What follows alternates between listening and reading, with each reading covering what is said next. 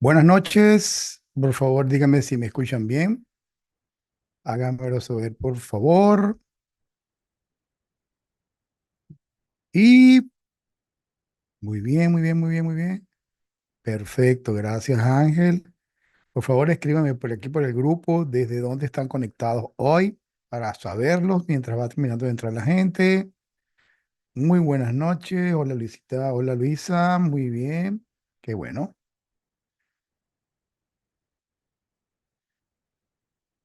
Ya pueden decirle a la gente que ya vamos a comenzar. Vamos a ir preparando todo. Buenas noches, Dula, ¿cómo estás? Hola, Ángel, por ahí los veo. Hola, Ida, ¿cómo estás tú? Bienvenida. Desde el Tigre, por aquí. Muy bien, desde Chile. Lechería.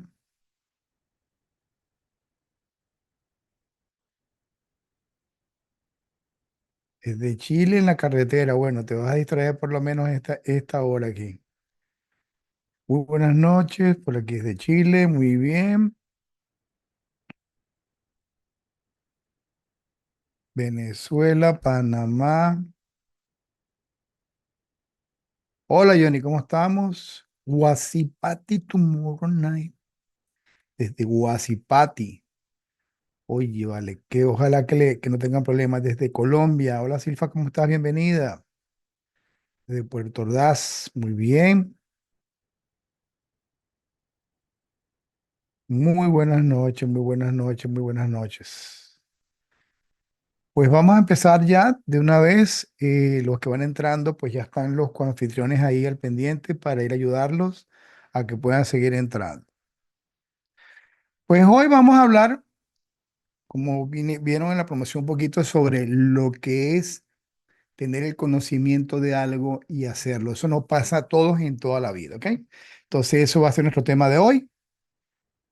Les aconsejo que tengan donde anotar, que tengan un papelito, tengan algo, porque les voy a dar al final los pasos para hacer, para lo que se llama actuar, porque a todos nos pasa en algún momento de la vida tener mucha información, tener algo, pero no saber cómo aplicarla, cómo dar los primeros pasos.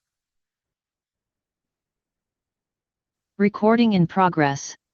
Así que muy buenas noches de todas las partes que están conectados. Hoy debe estar conectada gente desde Colombia, Venezuela, Argentina, Chile, posiblemente Brasil, México, Estados Unidos, Panamá, Guatemala.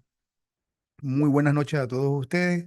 Pues hoy vamos a tener una conferencia que tiene que ver mucho con lo que trabajamos, liderazgo meta, pero sobre todo vamos a hablar un poco sobre lo que tiene que ver con entender por qué a veces con todo el conocimiento que tenemos no aplicamos. Eso nos pasa a todos en la vida, ¿ok? A veces aplicamos porque se nos presenta por emergencia tener que hacerlo y nos damos cuenta que sabíamos cómo hacerlo. Eso quiere decir que cuando se presenta por obligación terminamos aplicando todo y nos damos cuenta que tanto es lo que sabemos. Eso es cuando te entrenan, por ejemplo, lo ven mucho en los militares, médicos, cuando uno está recién graduado, todavía piensa que tanto sabe y se empiezan a presentar las primeras emergencias y después uno va presentando. También tiene que ver mucho con lo que nos pasa.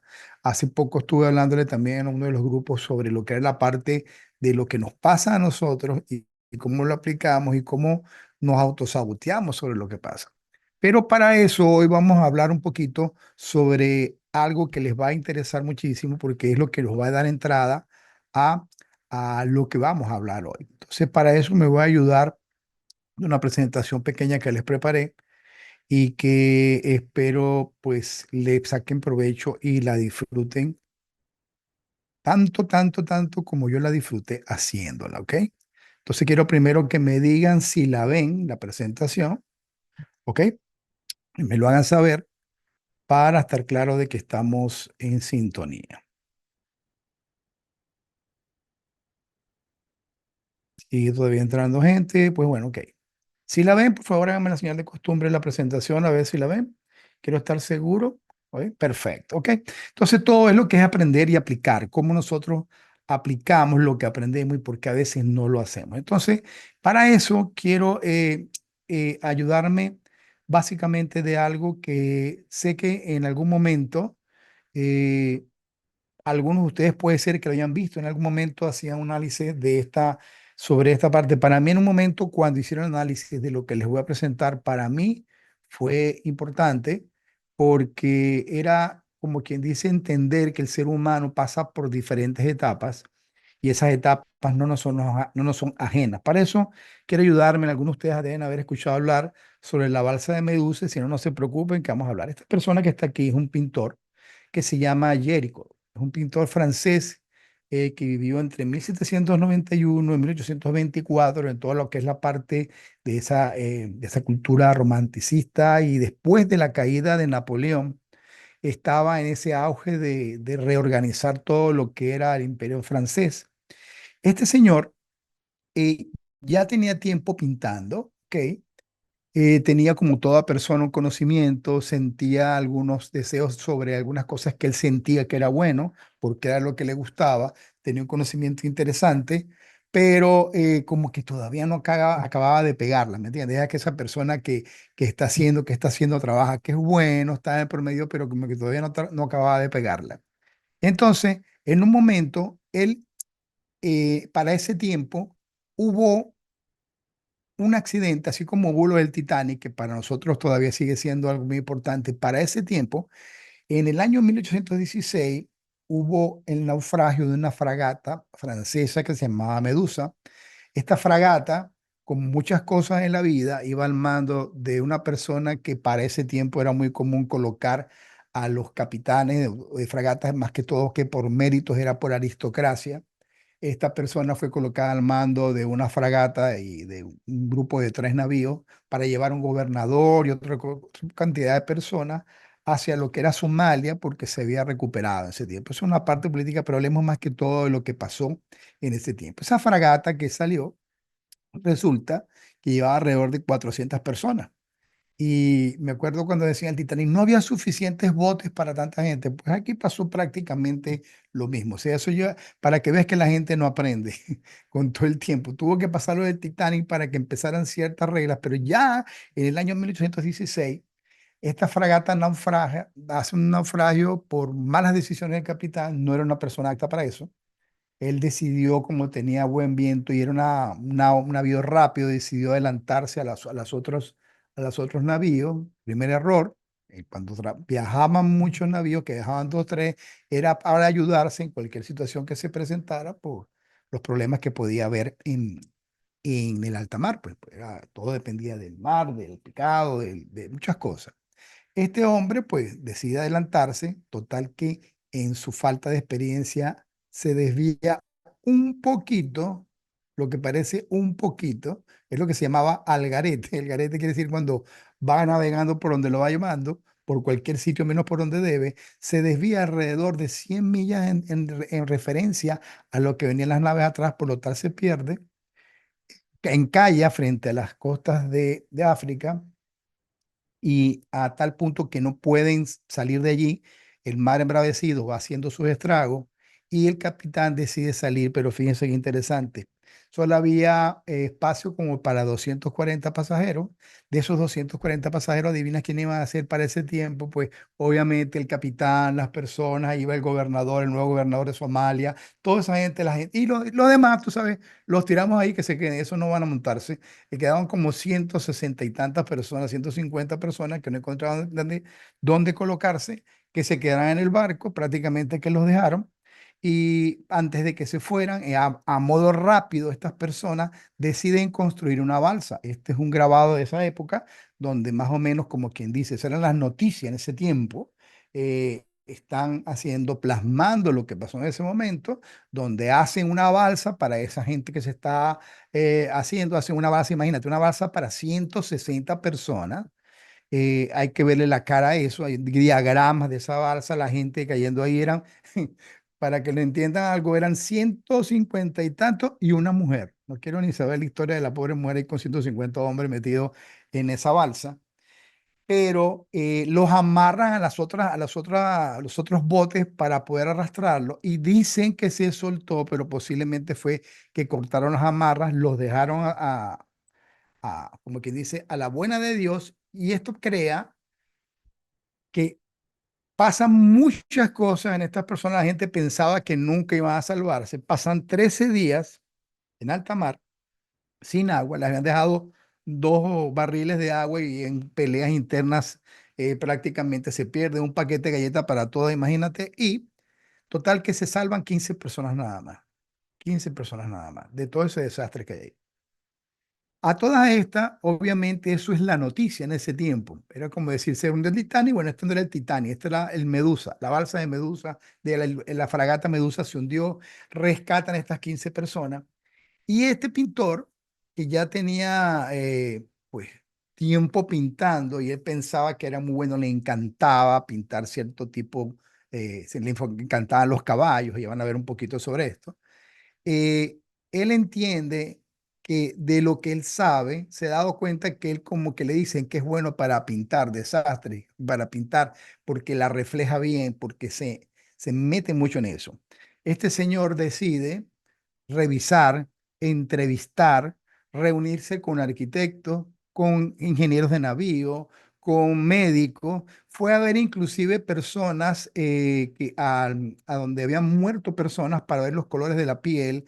Todo esto fue un estudio muy profundo porque a él lo impactó. Cambió mucho lo que él venía haciendo, a él lo impactó esto que había sucedido, lo refleja en una pintura que para muchos en ese momento fue criticada por lo cruda de la pintura, pero por otros todavía lo admiran y a la postre es todavía una pintura que se encuentra en el Museo del Louvre. Es una pintura muy grande, es impresionante, tuvimos la oportunidad de verla. Es una pintura muy grande y el detalle de la pintura es increíble y lo que refleja, y es lo que quiero que vean con lo que tiene que ver, porque cuando la vi en ese momento a mí me impresionó, en colores muy sobrios sobre lo que era para ese tiempo, con varios niveles de ocre, y la distribución de la pintura tenía una ruptura completa de lo que él venía pintando y lo que se hacía en ese tiempo. ¿Ok? Así que esta pintura quiero que la tengan aquí en cuenta porque ahorita vamos a hablar de ella, pero quiero que vean un poco lo que era este pintor primero, ¿ok? Lo que este pintor hacía. Jericho, por ejemplo, tenía otras, estas fueran de sus pinturas, le encantaba pintar caballos. Yo no sé si ustedes ven la diferencia de lo que está pintando aquí, cierta, no hay esa definición de lo que quería él hacer. Sin embargo, él sentía que le era muy buena esta pintura también está en luz. Él fue cada vez las pinturas ecuestres, todo esto. Y sí, es una pintura bonita, es una pintura que tiene, pero no es una pintura que impresiona porque el, el, el, lo que rodea esto es muy definido hacia un punto, ¿ok? De hecho, él va mejorando. Esta es una pintura que va mejorando ese sentido, pero todavía como que no agarraba el porqué en lo que hacía. Fíjate que es una pintura con mucho más detalle en Italia, con algunas ruinas que ven ahí. Se ve que pintaba. Es lo que se llama pintar porque estoy tratando de reflejar lo que está ahí. Pero ¿qué diferencia? Este pintor que está aquí se llama Delacroix. Más adelante va a ver por qué es importante. Era un estudiante de él. ¿Ok? Era un estudiante de él que se llamaba Delacroix, iba nada importante de lo que el aprendizaje también. Pero entonces, Jericho había pintado en un momento, y ven la diferencia de esta pintura, era esta pintura, me acuerdo que le vi yo cuando estudiaba medicina, porque reflejaba lo que era la epidemia de fiebre amarilla. Se llamaba fiebre amarilla porque causaba daño hepático, la gente se pone amarilla, por eso se llamaba fiebre amarilla. Y pueden haber mucho más detalle aquí. Y resulta que él le decían que él era bueno, o sea, que era bueno para detallar las situaciones que le impresionaban. Es muy diferente. A veces pintar lo que simplemente nos gusta, lo otro, a lo que nos impacta. Y ven la diferencia del impacto que tuvo aquí. Eso lo impactó muchísimo lo que sucedía. Y si pueden ver la diferencia de esa pintura, los manejos de los colores, con lo que él venía haciendo, es completamente diferente. Ahora fíjese esta pintura, ¿ok? Esta pintura refleja, él entrevistó personas sobrevivientes y tiene una distribución bien interesante porque refleja todas las situaciones y pensamientos del ser humano. La pintura se lee de izquierda a derecha, como leemos en el occidente, por todo lo que es la parte de nuestra lectura, y empieza desde la parte inferior izquierda y va elevándose hasta la parte superior derecha. Y en cada una de ellas vamos a ver los diferentes momentos que vive un ser humano cuando se presenta ante crisis. Quien se echa a morir, quien está pensativo, lo vemos abajo con un turbante rojo, una persona ya perdiendo la esperanza, otros en queja, pero el que está arriba a la derecha es el que está viendo el barco que los viene a rescatar, es el que no ha perdido la esperanza, es el que viene a ver. Pero si se dan cuenta, las velas del barco van en sentido contrario y van hacia el sitio donde está todo más oscuro, no hacia donde hay sol. Sin embargo, hay personas atrás del que tiene la esperanza comentando lo que puede pasar, otros en el fondo quizás buscando, ven a alguien con la mano extendida, buscando también de levantarse, pero hay otros que lo detienen, no, quédate en mi miseria, en la situación, sin contar todos los que ya andan bien, no están ahí. Esta obra, obviamente, si ustedes la ven, ven el detalle de la pintura, lo que refleja cada uno, impacta, impresiona mucho más de lo que había impresionado antes. Pero si se dan cuenta, es el mismo pintor. Es la diferencia de hacer las cosas cuando tenemos dentro de nosotros algo que nos toca, que nos motiva y sobre todo, esto no es lo que le gustaba a él. Él le gustaba pintar era caballos.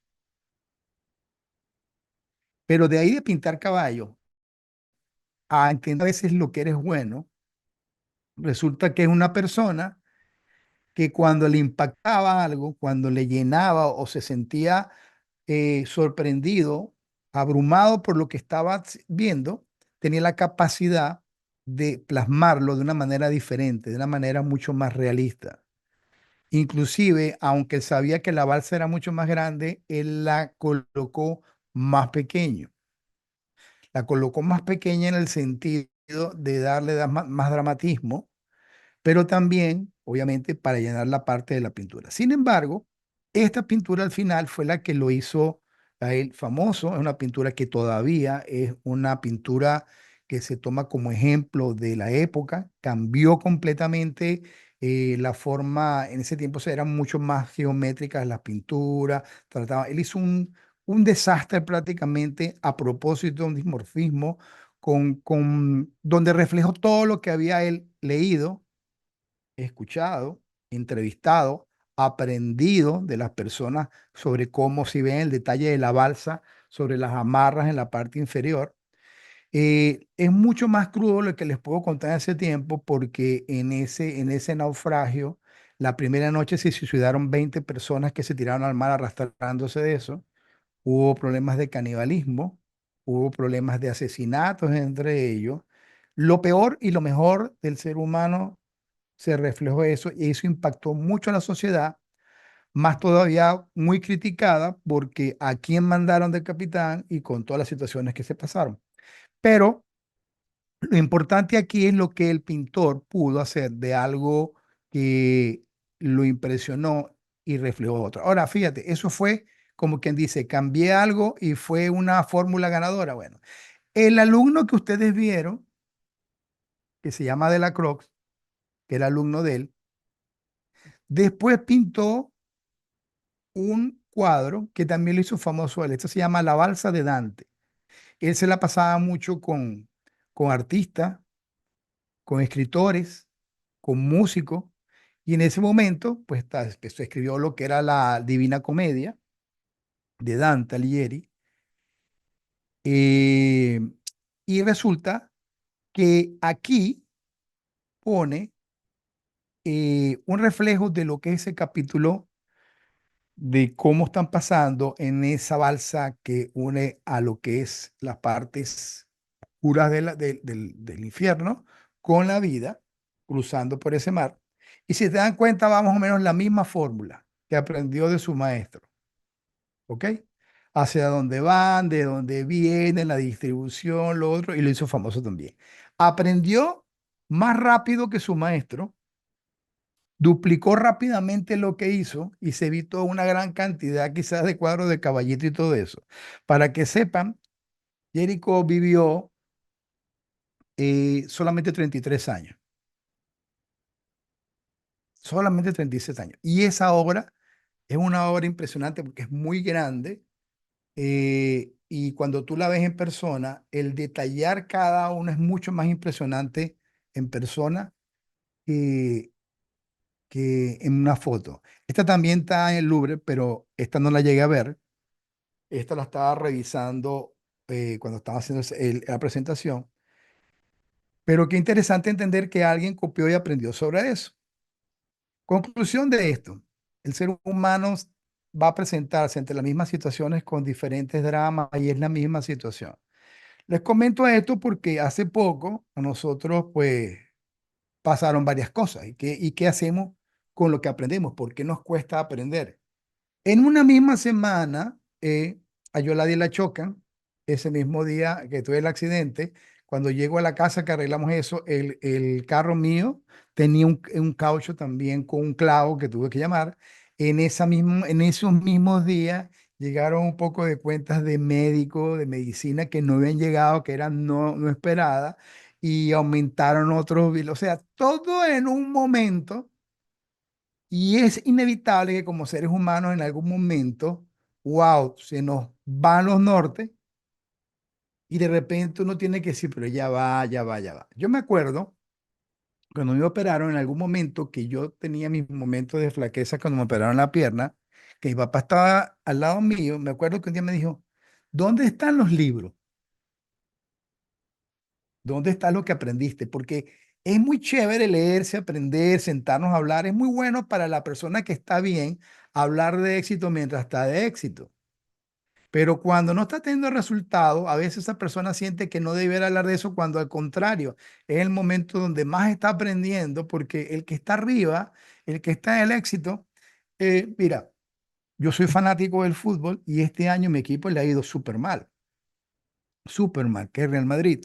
No porque sean malos, sino que han tenido 15.000 lesiones, lo otro, el lenguaje corporal de los jugadores, la actitud, lo otro. Y es una pelea constante, la queja de todo lo que está alrededor. Igual cualquiera de ustedes que sea el seguidor de su selección, lo puede ver cada vez cuando la selección va bien o va mal, cómo se lee el cuerpo de las personas, todo eso. Es el mismo jugador. Veo, aparte de jugadores de mi selección, jugando en la selección de la manera y cuando juegan con otro equipo, o su equipo profesional está jugando súper bien.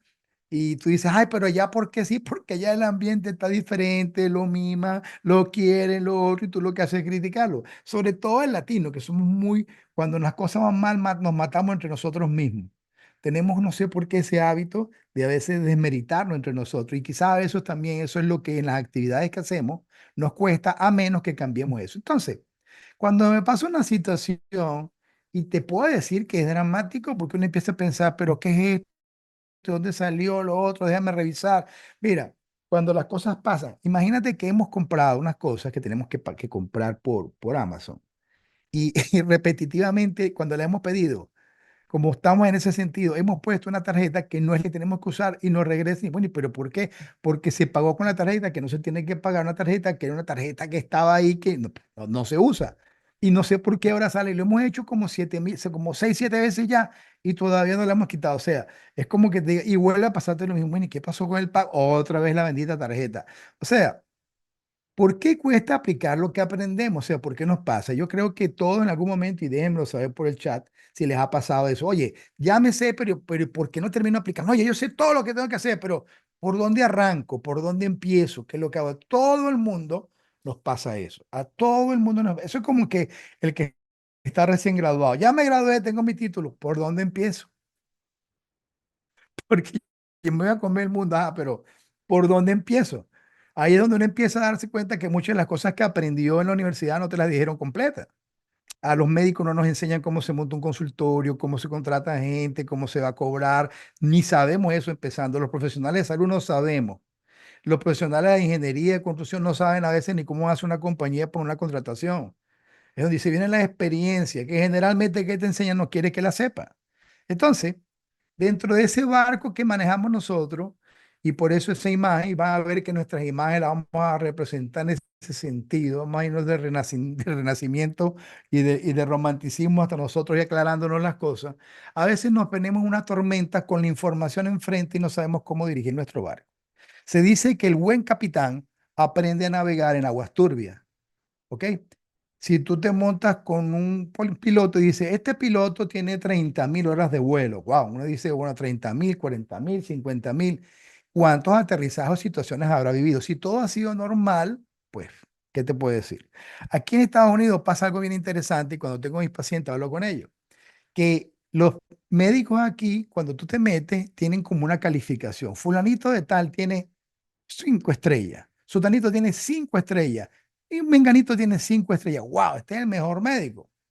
Pero resulta que esos mismos médicos aquí, cuando ven un caso complicado, no lo quieren ver. Y ya he tenido pacientes que dicen, no, ya el doctor me vio y me dijo que la próxima no me va a ver, que me tengo que operar con otro porque ya tengo 2 cesáreas anteriores, otro. Así, así es muy bueno ser bueno en esa calificación porque resulta que pues nunca vas a ver casos complicados. ¿Ok? Cuando yo me gradué, tuve una experiencia de que yo empecé a pasar consulta y llegando, sí veía que a mí me llegaban pacientes con diabetes, tumores de ovario, tumores de mama, todo de todo, embarazada o con situaciones. Y yo, pero esta ciudad, yo no sé qué pasa aquí, que todo el mundo está tan enfermo. Entonces, así me pasaba, yo decía, no sé qué pasa aquí, pero me están llegando puras pacientes complicadas, hipertensas, diabéticas, lo otro, con problemas de tiroides, embarazada, embarazada, embarazada. Wow, o sea, esos primeros meses decía, wow, pero aquí, bueno, pues. Hasta que un día una paciente me dice, ay, yo me quisiera controlar con usted, pero me dijeron que usted solamente controla pacientes complicadas. Yo, ¿cómo es eso? No, a mí me dio un fulanito. Y después me enteré que había médicos que yo había recién llegado y decían que yo no controlaba embarazadas sanas, sino solamente embarazadas complicadas. ¿Qué te parece? Lejos de hacerme a mí un problema, lo que me hicieron fue un favor porque mi experiencia fue tan, tan, tan buena que después, si controlaba las que estaban complicadas, que no iba a controlar a una paciente que estuviera normal. Pero es para que tú veas las situaciones que se nos presentan, cómo nos van forjando y cómo podemos dejarnos un poquito guiar. Eso se llama tener un poquito de fe con lo que vamos, aparte de todas esas partes. Entonces, ¿por qué no podemos avanzar con lo que hacemos? Entonces, vayan tomándose algunos de los motivos por los cuales no hacemos y al final le voy a decir qué es lo que hay que hacer. ¿Ok? Primera cosa que nos falta, falta de claridad práctica, ¿ok? Claridad de lo que hacemos, una práctica que sea sencilla, no complicarnos, o sea, claridad de que lo que vamos a hacer es más sencillo de lo que pensamos. Cualquier actividad, sea una empresa, negocio o algo, cuando te das cuenta, si lo pones en un papel y delimitas realmente lo que hay que hacer es más sencillo, lo que hay que aprender los pequeños pasos y tener claro lo que hay que hacer, no tener en contexto todo, ¿ok? Para mí todavía el hecho de montar una empresa, de registrarla es complicado, pero cuando yo escucho personas que lo hacen constantemente, me dicen, no, eso es sencillo. Y te lo dicen en 2, 3 pasos que dice sencillo. Ah, pero es que hay que hacer esto, sí, pero eso se resuelve. Hay que hacer esto, sí. O sea, es cuestión de experiencia en montar. Yo siempre le he oído a estar montando empresas y negocios. No me gustan negocios complicados, pero cuando yo escucho a los que los montan, y registran, eso es sencillo. O sea, el que lo hace continuamente es sencillo. Lo que tú quieras hacer primero, a veces no lo haces porque no tienes claridad o piensas que es complicado, cuando en realidad cuando te sientas a verlo necesitas escuchar a alguien que ya lo haya hecho para que te lo ponga de una manera sencilla. De ahí viene el segundo punto también porque a veces lo hacemos, sobrecarga de información. Queremos saber tanto o tener tanta información antes de empezar que nos atosigamos con la cantidad de información y no avanzamos hacia ninguna parte. No, yo tengo que saberme esto, tengo que saberme aquello. Si trabajas en una empresa que va a construir, quieres saber todos los detalles de todo lo que hace cada uno. Si trabajas en el área de salud, quieres saber todo.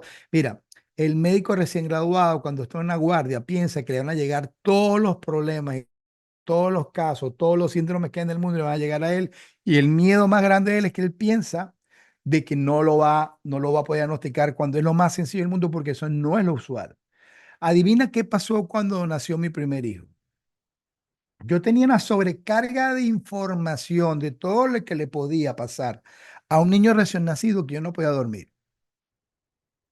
Yo me paraba a medianoche, al momento, a ver a mi hijo y los niños tienen una respiración irregular cuando están pequeños y era quedarme viendo que respirara, que estuviera bien. Había un síndrome que se llama síndrome de muerte infantil o neonatal o muerte súbita Y yo me paraba en la noche verificando que estuviera bien, que lo otro, que respirara, que lo otro. Todas las enfermedades que hubiera podido haber pasaban por mi cabeza.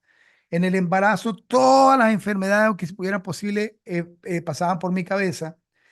Y me acuerdo que a las 2 semanas llegó un momento que yo no dormía y le dije, Señor, te lo encargo. Y, y traté de dormir porque hay cosas que no están en mis manos y la sobrecarga de información definitivamente te va a crear un problema serio, serio, serio. Por eso hay que mantener lo que te dije al principio, claridad en lo que haces, claridad práctica a lo que vamos y la información poder filtrarla a lo sencillo.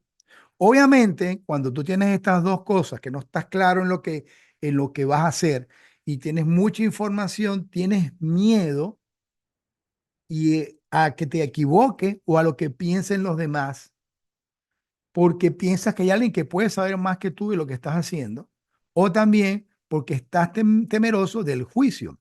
Si yo me pusiera a hacer esta conferencia con ustedes y estuviera temeroso de que entre el público hubiera alguien que estudiara artes y supiera mucho más con detalle toda la historia de Jericho y de Delacroix, entonces no lo haría nada de eso. Obviamente uno se prepara en ese sentido, pero yo no soy especialista en arte verlo, ¿ok?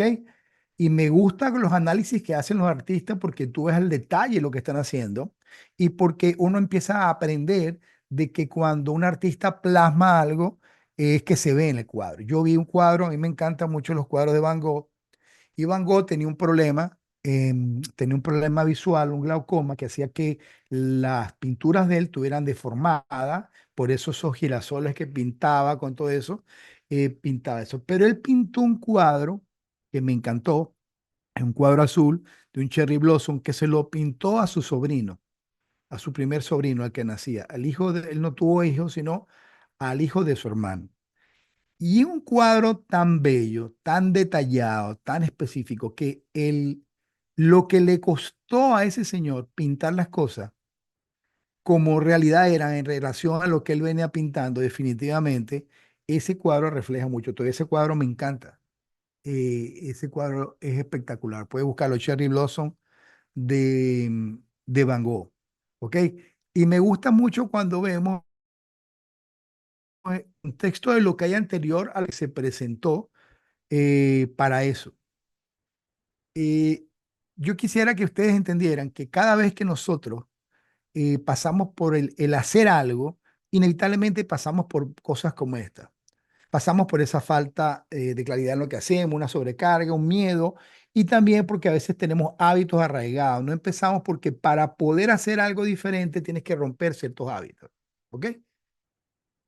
Yo estoy hablando con mi esposo hoy de hábitos que hemos tenido por las situaciones que se presentan políticas en Venezuela, todas esas cosas, y hay hábitos que adoptamos que decimos, no, mira, cuando yo califiqué, yo tuve que desconectarme de una cantidad de cosas como tú no te imaginas, porque me roban información. Yo entiendo estar a veces conectado, pero estar en una gran parte del tiempo conectado solamente con una situación política, te roba energía o con una situación que está alterna. Eso no es profesionalidad. Porque cuando yo iba a operar a una paciente, yo tenía que desconectarme completamente de cualquier situación que tuviera alrededor y enfocarme en la paciente y en lo que estaba haciendo. Y cualquier profesional hace eso. Es como el cuento del payaso. El cuento del payaso, se le muere un familiar el día anterior y al otro día está haciendo reír a la gente disfrazado de payaso. Porque esa es su profesión. Nosotros estábamos con un amigo este fin de semana y él tenía en un momento una situación muy personal que no se sentía bien y él hablaba, yo tenía que salir a animar con la misma situación, quizás el que te conoce lo denota, pero tenía que cambiar, estar en la cara, poner otra cara porque es tu trabajo. Y dentro de lo que tú hagas para que las cosas funcionen, lo peor que tú puedes hacer es dejar de hacer algo porque te pasó algo, dejar de hacer lo que tienes que hacer. Eso, señores, cuando pasa, es porque no hay propósito. Si tú ves en la balsa, el propósito del que está en la punta de la balsa es mantener la esperanza a pesar de cientos y tantos de personas que se han ido.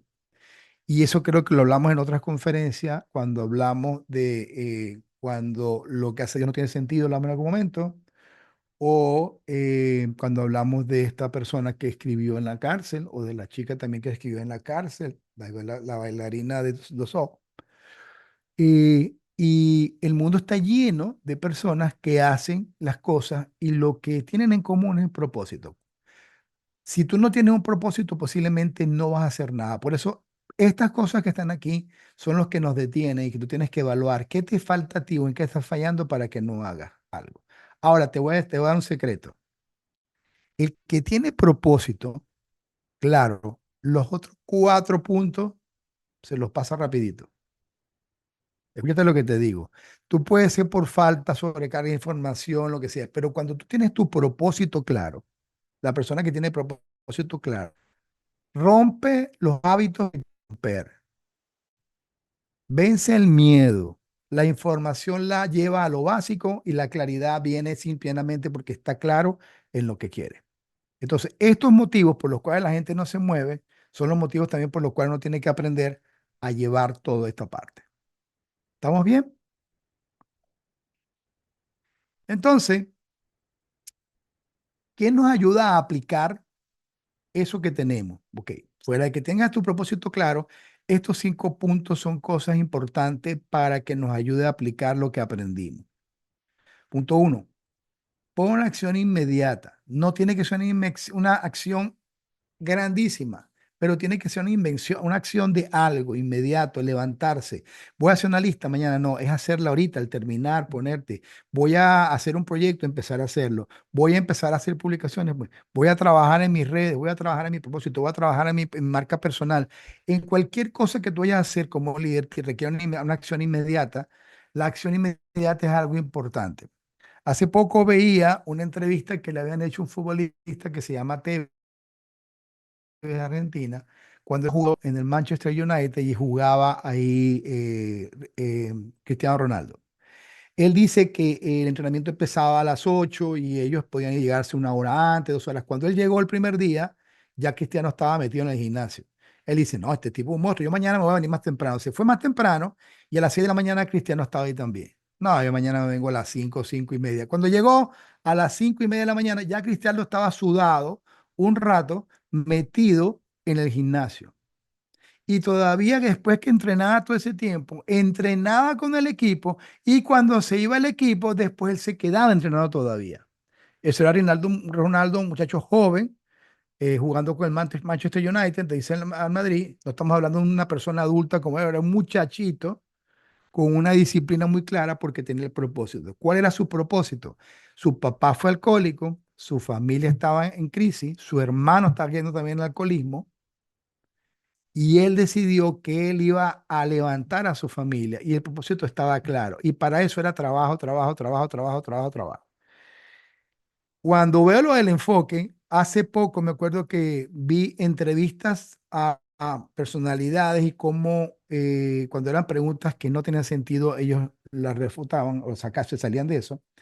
Y en una de esas entrevistas que le hacen a Cristiano, le preguntan sobre la FIFA y sobre la crisis de la FIFA y lo de esto y lo otro. Y él dice, oye, me acuerdo que colocaba la cabeza así y decía, no, eso no me interesa. Pero ¿cómo te interesa? Si fíjate, el juicio yo entiendo el juicio del que entrevista, pero ¿cómo no te va a interesar si tú no, no, no me interesa. Yo no estoy enfocado en eso. Yo estoy enfocado en trabajar. Porque uno entiende después que gobernantes van y vienen y ese no es tu trabajo. Tu trabajo es el contrato que tú tienes, trabajar, hacer bien todo eso. Y era una persona que aunque se pudiera quejar a veces de los árbitros, podía quejarse, pero se recomponía inmediatamente y seguía la siguiente jugada. Entonces, eso tiene que ver también con el anclaje emocional. ¿Dónde está tu emoción? ¿Cómo las manejas? ¿Y hacia dónde las llevas?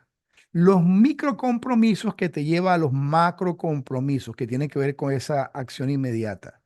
La revisión activa, que sí es importante siempre tener un mentor o alguien que te guíe en lo que estés haciendo, alguien de tu confianza con el que tú decidiste, o sea tu norte, revisarlo. En mi caso, en algún momento no los tenía a mano y tuve que hacerlo mucho con personas que admiraba y escuchando y viendo lo que hacían, revisaba lo que hacían, su forma de pensar, su actitud, todo eso. Es decir, leer, estudiar, aprender, revisar de personas que tenían lo que yo quería, ¿ok? Cómo actuaban, cómo se portaban, cada uno se portaba diferente y después de todo lo que aprendía, esa revisión me llevaba a mí a qué? A aprender y agarrar lo mejor de ellos para mí, ¿ok? Y eso quiere decir que el entorno que tú tienes, tienes que buscar de que es un entorno que te esté reforzando sobre eso, sean personas que vean con el mismo norte que tú. Si tú quieres aprender a surfear, pero todos los que están alrededor tuyo juegan dominó, no creo que te vayan a aportar mucho para que aprendas a surfear. Dicho lo contrario, si tú quieres aprender a jugar dominó, pero todos los que están alrededor lo que es surfear, es posiblemente que tampoco aprendas. Si todos los que te rodean son de tenistas, posiblemente tú estás jugando béisbol, vas a aprender ciertas cosas, pero necesitas también tener un entorno que refuerce toda esa parte que estás haciendo. En el caso mío, a mí me gustaban mucho los deportes, pero en mi familia era una familia criada para estudiar, ¿ok? Mi abuelo tuvo 11 hijos. Todos los hermanos de mi papá, todos fueron graduados de la universidad. Y mi abuelo lo que tenía era una bodeguita, una tienda de pueblo, en un pueblo llamado Tumberemo en el Tigre. Que para que ustedes sepan, cuando mi papá estaba pequeño me decía que había dos carros en el pueblo, uno de mi abuelo y otro de mi tío. Uno era el taxi y otro era el policía. Eso es lo que había en ese pueblo. Imagínate el pueblo tan pequeño que era. Mi abuelo fue una persona autodidacta que leía muchísimo. Todos los hermanos de mi papá fueron profesionales y no fueron profesionales nada más, fueron profesionales exitosos. Uno de mis tíos trabajó con una compañía que se llamaba Baker McKenzie, abogados internacional muy importante, y después tuvo su propia firma de abogados. Otro tío mío fue presidente de la Cámara de Comercio del Estado Carabobo, una Cámara de Comercio muy importante. Empresarios, todos estudiosos, lo otro, pero cuando yo reviso en mi familia, no había deportistas. A mí me gustaba mucho el deporte. Por eso cuando yo estaba estudiando, que yo empecé a hacer deporte, yo no tenía reforzamiento alrededor mío sobre el deporte. Y era bueno, pero mis padres nunca fueron a un juego mío, a una competencia mía, nada, porque eso no se reforzaba en eso. Para mí el deporte fue muy importante porque creó disciplina, pero tuve que tener otro entorno diferente. Y la crítica de mi casa era cuando yo hacía mucho deporte. Ahora, ¿qué te quiere decir? Que a pesar de las cosas que estén alrededor, tú puedes hacerlo. Porque obviamente yo terminé estudiando medicina porque me gustaba también. Mi papá era médico, tenía tíos médicos, tenía una tía médico, ¿ok? Los otros tíos míos eran ingenieros, abogados, contadores, gerentes, todo lo que te puedes imaginar. Pero en el entorno mío familiar, todavía cuando lo reviso, no hay deportistas. Si a mí me hubiera gustado mucho el deporte, posiblemente me hubiera dedicado a eso, pero también me gustaba esto que hago, pues. Pero en el entorno de una persona como Cristiano Ronaldo, donde había el alcohol, donde había la pobreza, donde había necesidades, lo otro, el, el enfoque sobre lo que él quería y no sus habilidades, porque a ver, vamos, yo siempre pienso que Messi nació con cualidades deportivas propias. Cristiano las tiene, pero Messi yo siento que tenía cualidades deportivas innatas propias. El mérito es de Cristiano, de que con lo que tiene sacó mucho más de lo que podía sacar, ¿ok? Por la disciplina, lo que te indica también que el ser humano no es solamente con lo que tiene, sino con lo que quiere hacer. Entonces, te repaso porque vamos a ir ahorita al último punto sobre esto, ¿ok? Déjenme ponerlo por aquí, ya va para que no nos vayamos tan adelantaditos. Déjenme un momentico por aquí, ok. Entonces, ¿por qué cuesta? Primero, repasemos esto antes de seguir. No lo hacemos por falta de calidad práctica, sobrecarga de información, miedo, lo que ya les dije, hábitos arraigados y falta de propósito. De esto es lo más importante y lo que genera todo es la falta de propósito, te va a eliminar todo. Segundo, ¿qué nos ayuda a aplicar? Actuar inmediatamente, anclaje emocional con lo que hacemos. ¿Qué pasaría si yo hago esto? ¿Cómo cambiaría mi vida? Esas palabras te van a anclar emocionalmente con lo que haces, con tu propósito. Hacer micro compromisos, que es micro compromiso, es como la ficha de Lego. Varias fichas de Lego crean algo grande. Tú agarras una ficha de Lego solita de esto y no vas a ver nada, pero muchas fichas te hacen. La revisión activa contigo o con alguien que te puede ayudar, preferencia que tengas tu coach o tengas tu mentor o los dos si es posible, y un entorno que te esté reforzando sobre esto. Y ahora vamos a esa dinámica poderosa, ¿ok? La dinámica poderosa tiene que ver con las preguntas que yo me voy a hacer para poner esa acción. Ya te dije lo que te limita, te dije lo que funciona, tener eso. Entonces, esta dinámica poderosa tiene que ver con las preguntas que nos tenemos que hacer para que podamos avanzar. ¿Qué aprendí últimamente que ahora no estoy aplicando? O sea, es muy bueno tener muchas cosas ahí. Es como las personas que compran una cantidad me acuerdo que mi abuela compraba una olla que la usaba una vez al año y decía, esas joyas duran para toda la vida. Claro, si la usan nada más en diciembre, claro que dura toda la vida, porque las joyas carísimas no se usaban, ¿entiendes? No, esas joyas son eternas, claro. La uso una vez al año, ¿cómo no van a ser eternas? ¿Me entiendes? Porque las joyas eran caras. No me toquen esas ollas, no cocinen con esas, solamente en diciembre se cocinaba con esas ollas y eran unas ollas eternas. Entonces, que eso es como tener tus ollas ahí o lo que tú compraste, que aprendiste últimamente que ahora no estás aplicando. Segundo, ¿qué te impide aplicar? Son preguntas, ¿qué me impide aplicar lo que estoy haciendo? Miedo, la rutina que tengo, falta de tiempo, claridad en lo que estoy haciendo.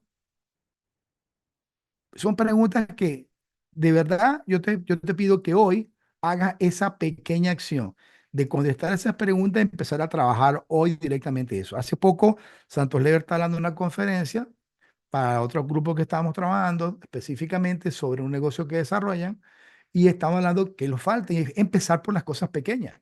Empezar por lo pequeño, empezar por lo diario, empezar por lo sencillo. Yo quiero esta meta, pero ¿qué tal si empezamos por esta? Yo me acuerdo cuando mi hijo nadaba, mi hijo menor Diego nadaba, y me acuerdo cuando él empezó a nadar, tú lo veías y tú no ibas a decir que ese muchacho iba a estar entre los mejores nadadores de Venezuela. Era una persona gordita, barrigoncito, lo metimos ahí porque todos tienen que hacer deporte. Y él nadaba y llegaba de último. Nadaba y llegaba de último. Nadaba y llegaba de último. Entonces a veces se pone a llorar pequeño y empezamos a trabajar sobre decirle, mira, lo importante es cuánto hiciste en la última vez. Tanto. Y ahora tanto. Y bajaste un 2 segundos. Y el día que él empezó a trabajar, a competir con él y mejorarse él, Diego Javier, para que ustedes se imaginen, antes de que se uniera a Estados Unidos, él fue una competencia donde estaba entre los 8 mejores nadadores de Venezuela. Él tendría para ese tiempo 14 y 15 años. Estaba nadando contra personas que tenían 24, 25, 28 años. Entre esos 8 nadadores estaba uno que era el campeón mundial de piscina corta en 50 metros plano, en 50 metros libre. Y él estaba nadando ahí. Y dentro de esos 8, él quedó de sexto en esa final, con 14 15 años. Hubiera podido seguir, se vino para acá, después no quiso seguir esa parte porque se enfocó en otras cosas, pero quiero que piense de cómo empezó a lo que llegó y realmente la natación le sirvió a él para su disciplina, para su autoestima, su trabajo, mejoró en los estudios, mejoró en las relaciones personales, en la autoestima personal, todo, físico, todo, tú no te imaginas toda esa parte. Claridad en lo que tú quieres, ¿ok? Entonces, es enfocarte y los miedos más importantes que tú debes tener es no hacer las cosas que tú mereces, más que lo que la digan las demás personas. No caer en una rutina de autodestrucción porque generalmente es lo que nos falta, ¿ok?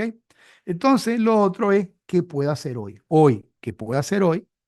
Yo te aconsejo que lo que puedas hacer hoy es que estas preguntas las agarres en serio y las empieces a trabajar hoy, ¿ok?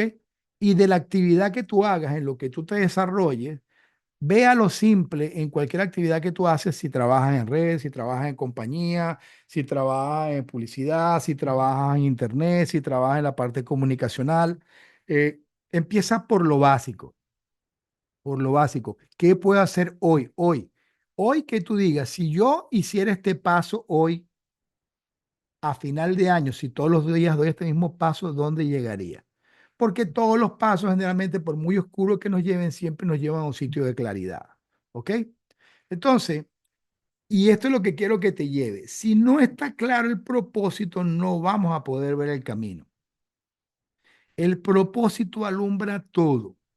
El trabajo de tu coach, de tu coaching, de tu mentor, generalmente tú vas a ver, y sobre todo tuyo tiene que ver claro con el propósito. ¿Para qué hago lo que hago? ¿Qué necesito yo lograr con lo que hago? ¿Para qué estudio lo que hago? ¿Para qué aprendo lo que hago? A mí me gusta mucho aprender, leer y todo, si trato de sacarle a todo lo que tengo informe. A mí una de las cosas que más me gusta de mis propósitos es enseñar a otros, porque cuando enseño, aprendo. Es decir, lo que yo aprendo, trato de aplicarlo con otro y enseñarlo y simplificarlo, porque cuando te lo simplifico a ti, lo aprendo mejor yo y lo grabo. A mí me encanta que la gente aprenda y me encanta que la gente pueda avanzar sobre eso. Uno de mis propósitos es eso, que la gente pueda entender y pueda avanzar en lo que quiere y lograr las cosas que quiere, pero para eso definitivamente, de verdad te lo digo, y generalmente ahí es donde perdemos el propósito. Como te dije al principio, hubo varias situaciones que pasaron en una semana como nos puede pasar a todos. Choque, caucho, lo otro, seguro, lo otro. No te imaginas, lo fastidioso no es un choque, lo fastidioso es el trámite. ¿Ok? El trámite, lo otro, esperar, tráfico, policía, aquello, lo otro, no tener tú la culpa y entonces te pongan la culpa dentro de la parte que te pongan porque el fiscal hizo otra cosa diferente, hablar con el seguro, poner y lo otro, estar sin auto en ese momento, acomodarte tus horarios porque andas, en vez de dos carros, andas en uno solo y no quieres estar alquilando otro para qué, reacomodar todo lo otro. Y resulta que en el proceso reacomodar nos ha hecho acomodar una agenda más acorde a lo que queremos hacer. Aparte de reacomodar, también como que el tiempo en que tú te paras, que pareciera estar, tú tengo que esperar la llamada de alguien, no puedo salir de la casa porque necesitamos que llamen para que nos den, no podemos movernos de eso. Eso permite también en ese momento concentrarte en otras cosas. Por este motivo, el domingo pasado no hicimos liderazgo, porque fue más o menos en ese, estábamos en esa fiesta en ese momento y no estábamos como para eso. Y en algún momento dije, voy a hacerlo. Yo no, déjame terminar de cuadrar todo esto para que el domingo hablemos más de eso, porque estoy aprendiendo mucho.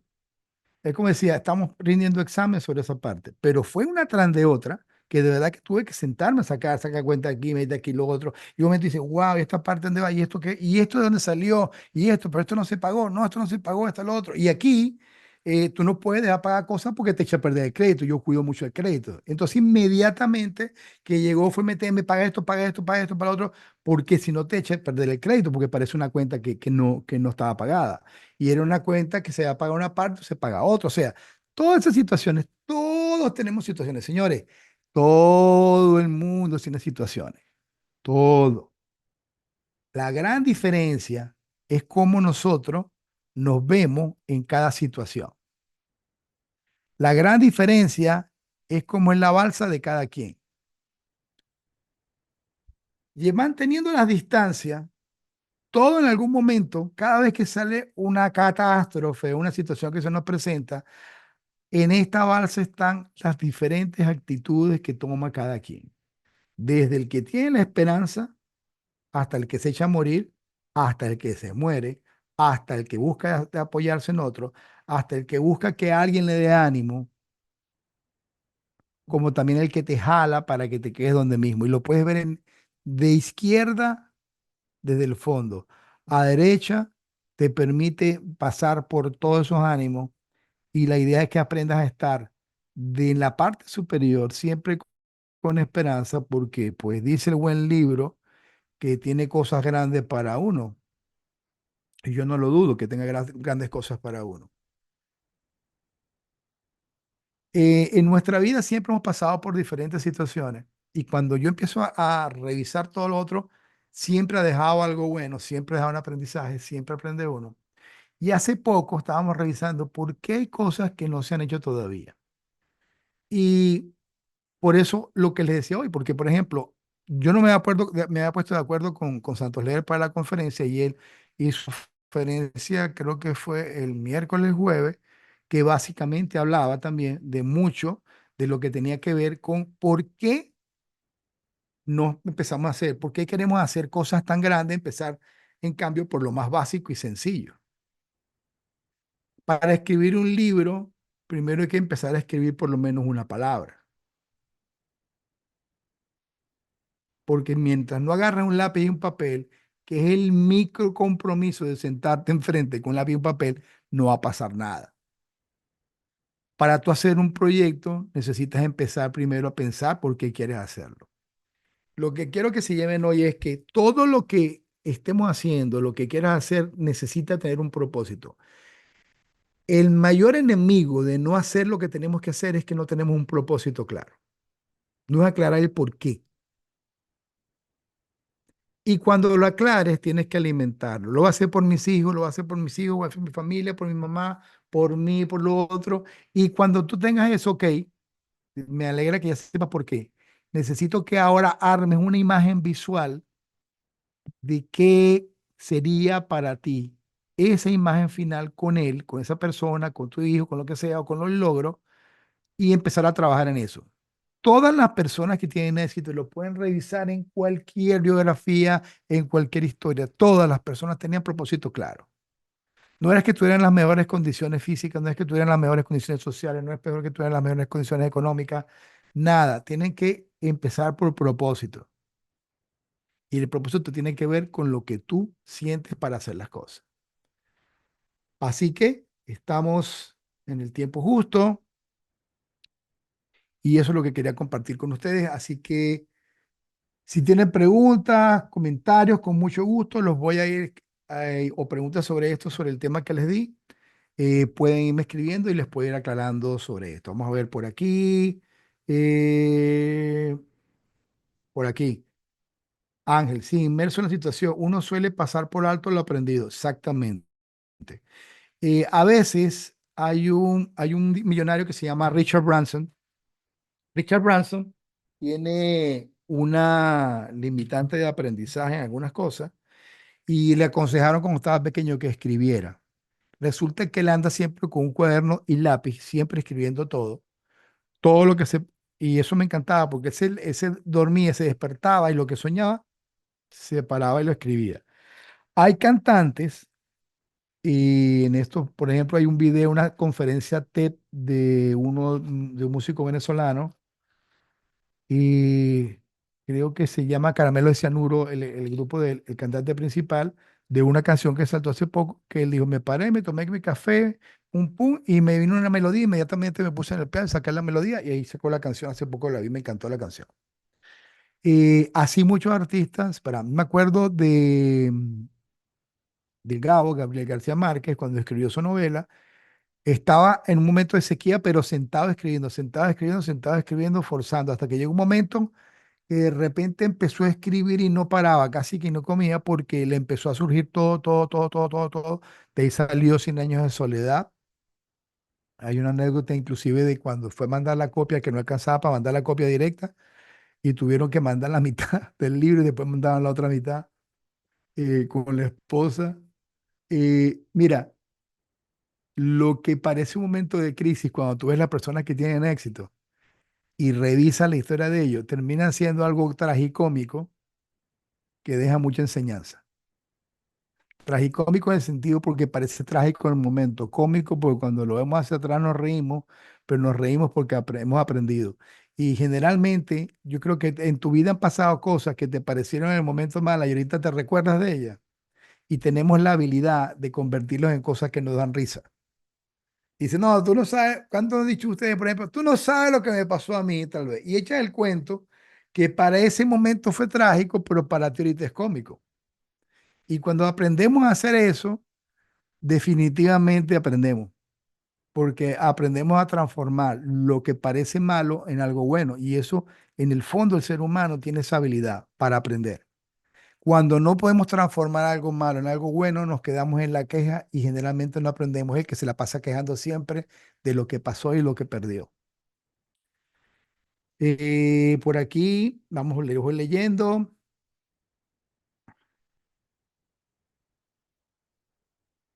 Vamos por aquí, ok, ve por aquí. Aida, me encantó la información, muchas gracias, la orden. Marcelo, ok. Cuando no tenemos un entorno que refuerce, ¿qué se puede hacer? Cuidarlo y hacer nuevas relaciones. Mira, eh, en algún momento nosotros empezamos a hacer una actividad comercial, mi esposa y yo, y el entorno alrededor no era el adecuado, ni entre donde trabajaba, ni las personas que nos rodeaban, y inclusive familiares. O sea, no te imaginas empezar a hacer algo que la gente parece que uno tuviera que tener como, uno siente como que tuviera que tener el apoyo por un momento o la aprobación de ellos. Y realmente lo que hice fue que me empecé a conectar con mucha más información, a leer cosas que parecían a mi momento, me parecían en un momento ridículas. Hoy amo la información del crecimiento en la parte mental, desarrollo cerebro, pensamiento, coaching, que para mí eso me parecía que no tenía sentido. Y después que he leído tanto en la parte de vista científica, en la metodología, en los funcionamientos, cómo funciona todo eso, ahorita amo esa parte que para mí antes era una tontería. Entonces, ¿qué puedes hacer? Es reforzarte sobre lo que quieres. Mira, lamentablemente yo tuve que limitar ciertas amistades porque si tú te vas todos los días a escuchar a la gente que está en queje, chacho, te vas a quejar. Mira, hoy, oye, qué calor está haciendo hoy, este sol no se soporta, lo otro, otro día está lloviendo, esta lluvia, ahora que está lloviendo, lo otro, ahora está frío, no que esté frío. Cuando tú tienes una persona en esa queja al lado, yo te voy a preguntar, ¿qué te aporta? ¿Qué te aporta una persona así en ese momento? Entonces, es una persona tóxica. A lo mejor vives con la persona tóxica. Necesitas meterte información, leer lo otro y ser tú lo positivo y haciendo el cambio. Es triste, pero hay gente con la que no podemos avanzar, entonces no tenemos que enfocarnos mucho sobre esa parte. Y uno tiene que tratar de ser lo más positivo posible. Las personas tóxicas las hay. Así ya está la información. A veces nosotros somos tan tóxicos que ni nos damos cuenta. A veces no somos nosotros mismos. Si tú te grabaras, imagínate que tú estás filmando una película y te grabaras desde la mañana hasta la noche, ¿estás seguro que no saldría algo que indique que tú eres tóxico? Imagínate que tú te levantas y cuando digan cámara, acción, y resulta que te pares, coño, otra vez a trabajar, ya empezaste mal y eres tú solito. Cuando uno supuestamente debe empezar en la mañana con gratitud, entonces, bueno, tú debes cambiar eso. Otra vez el vecino es, wow, o sea, cuando tú te empiezas a ver, si tú tuvieras la capacidad de verte todos los días de lo que tú haces, y te lo digo con el sentido crítico de que yo mientras más me evalúo, más defectos me veo y más veo que tengo que aprender muchísimas cosas.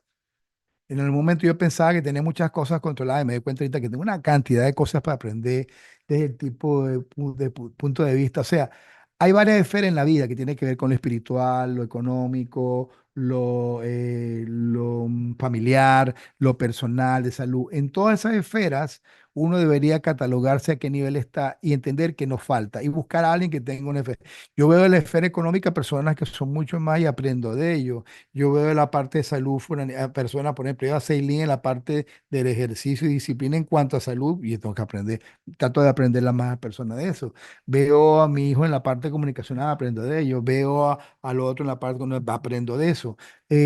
Uno tiene que ser consciente de lo que no tiene para poder saber qué aprender, porque el que siente que ya aprendió todo, ya no tiene para dónde crecer.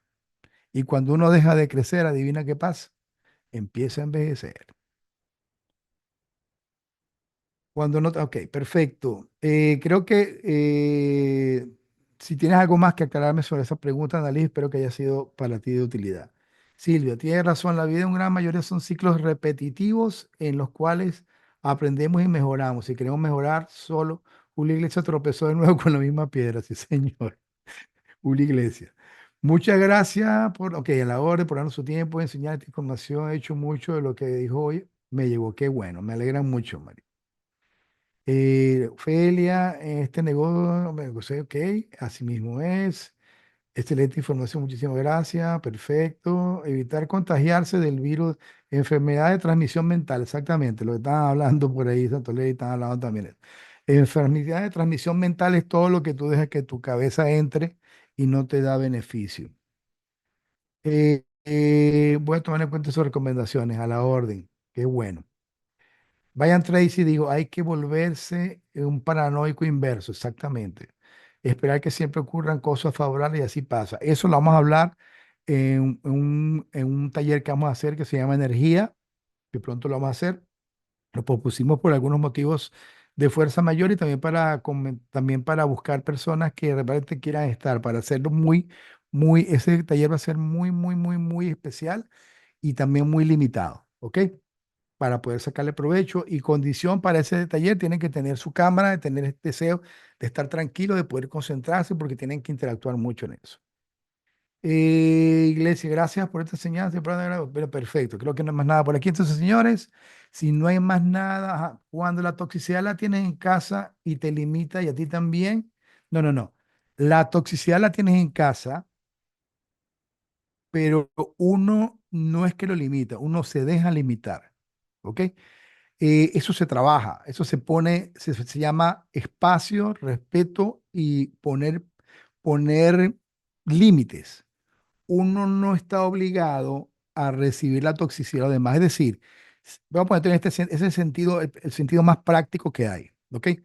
Si hay alguien que fuma y yo no fumo, yo tengo que poner límite, porque a mí no me gusta. Yo respeto que tú fumes, yo no fumo. Estás en mi casa no se fuma, tienes que fumar afuera. Te quiero, te adoro, pero en mi casa no se fuma. ¿Me explico? Estoy en la casa de la persona, está en su casa, está fumando. Me permite que salga un momentico, si es que yo no fumo, ay, qué pena, no, mira, no, yo te respeto, esto es tu casa. Y si él decide no fumar, perfecto, pero es mi límite. Eso quiere decir que así como con el cigarrillo, yo también estoy en mi derecho de limitar lo que sea. No quiero tomar ese tema. O alguien que le encanta, mira, yo no quiero discutir o y pelear. Es preferible hacerme, tienes razón. No, mira, es que no quiero discutir, no quiero, no me gusta. Yo pienso que pelear no lleva a ningún sitio. O vamos a ver otra cosa o hablemos de otro tema. Y eso lo vi mucho en entrevistas a personajes famosos cuando colocaban los límites. Ese no es un tema que quiere. Hay una persona que dice, estás cruzando el límite. Yo creo que debe ser educado y volver otra vez a las preguntas que debemos tener. Y eso se llama poner límites. No tienes que tolerarlo, porque eso inclusive se llama autoestima. Ni de tu pareja, ni de alguien que esté cerca. O sea, hay cosas que no son tolerables y que tienen que ponerse límite. ¿Ok? Entonces, tiene que aprender a aplicarlo, sí. ¿Va a crear una situación? Sí, pero son conversaciones incómodas que se tienen que hacer.